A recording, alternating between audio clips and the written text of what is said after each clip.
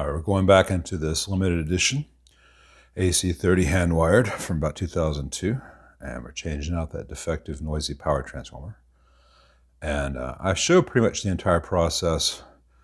Bits where I was walking across the room to get a tool, I've edited out, and some stuff like this I've sped up. So here I'm disconnecting all the old wires to the transformer, and I'll be removing solder from various connections as I go. Of note, those first three wires I disconnected, the red, the green, and the white, those are unused primaries in this amp. Those are for European use. And there are those four turrets on the board, which are connected to nothing. I'll be reusing them for a different purpose later in this video. So this is the exciting point where you can see I need a haircut at various times. And just trying to get the worst of the old solder out. More about those lovely connections on the power and standby switch later.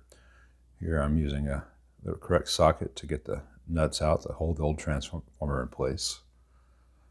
Doop-a-doop-a-doo. Now it pulls out. I guess some of it is pretty obvious. I don't have to say anything, but I guess I'm just filling space. So here's the new transformer. It's a hay borer from Mojotone. Same dimensions, except in one aspect. Has this is for the vintage amp, for modern wall voltage. You're about to see me go through and tighten all the nuts before I install it, just to really get that clamp down so all the iron is tight together. That can really be helpful, even with a brand new transformer. So the wiring is different on the new transformer compared to the one that came in the amp. You end up at the same place. It's just a difference in how the primaries are done pretty much. And it does not have a heater center tap.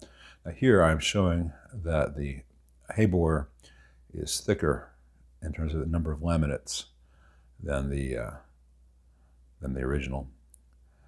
It's about a 1/16 of an inch more. And I've got all these wires here that are going to be exposed out into where someone could reach them, so I'm going to give them some shrink wrap. Doesn't do a lot, but it does a little bit, and it looks nice. And just kind of get it in place and heat shrink it, and then put it back in the amp. So getting all those wires fished through.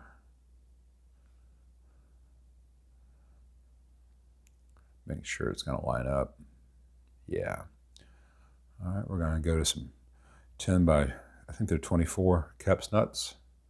Get them all cranked down tight. Then we're going to fish these wires through. Those three scratches on top of the hay borer were like that from the factory. They're just defects in the varnish on top. Won't affect anything. Those unused flanges are for mounting on an old AC30 where it has the L-shaped chassis. They will be connected to nothing here. Taping off the some of the secondaries that I'll be getting to later. Just get them out of my way. And I'm going to first separate out the heater wires, these big green ones.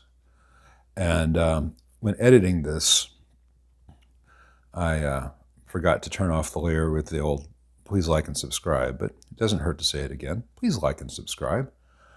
So the new heater wires won't reach directly to the first output tube socket like the old ones. So we're going to reuse these otherwise unused turrets on this board. We'll go to that and then use that as a place to tie in new heater wires. It's one extra solder joint, but it'll be just fine. It's very common. I'm twisting the wires. I'm going to tin the very end of them so they don't come undone as I bend them. And then I'm going to give it a mechanical clamp around, get about 270 degrees. Make sure that is mechanically fairly tight before solder is applied. I do need a haircut. And then I flow solder, and I'm not flowing it right by where the insulation is, because you only have one shot at not melting the hell out of all this.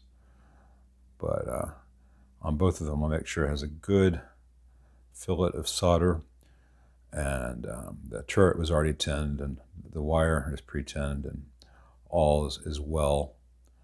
And I'm doing the final bit of solder while tugging on the wires to make sure that they are mechanically tight, and tuck that out of the way.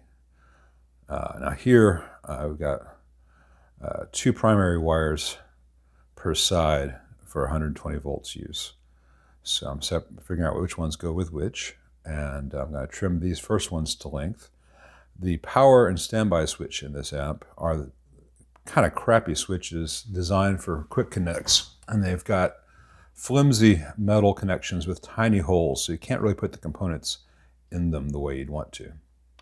So I have twisted the primaries together and crimped them around those tabs, and then I'm soldering them, and they'll be solid.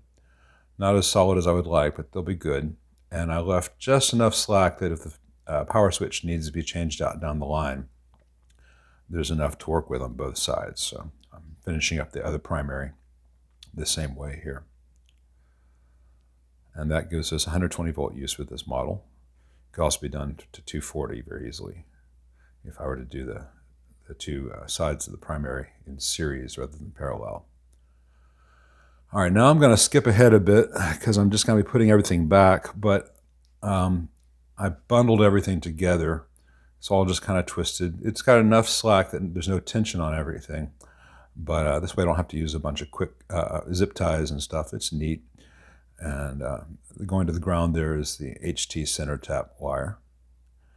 And I'm measuring the length of the heater wires to go from those turrets on the board to the output sockets. And here's where I made a mistake in recording. I thought I hit pause, and I didn't. And so later when I was taking it out of pause, I was actually pausing it, and vice versa.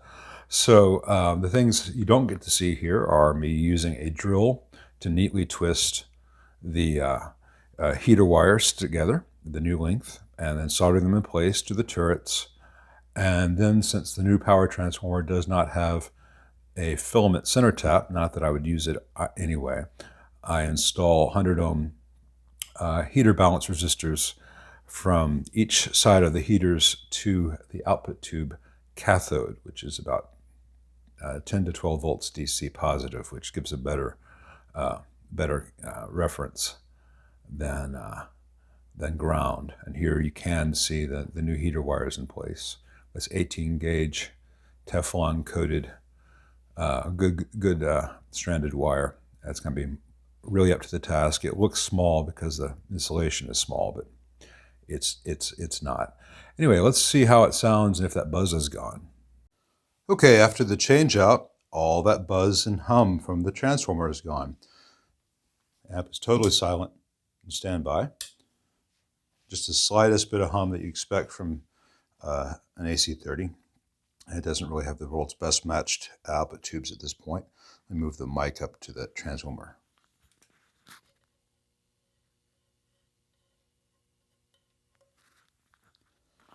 See, buzz-free. Isn't that nice? Also changed out that cap there. That was a radial. The correct axial arrived. Now for some other tweaks on this app. Wahahaha.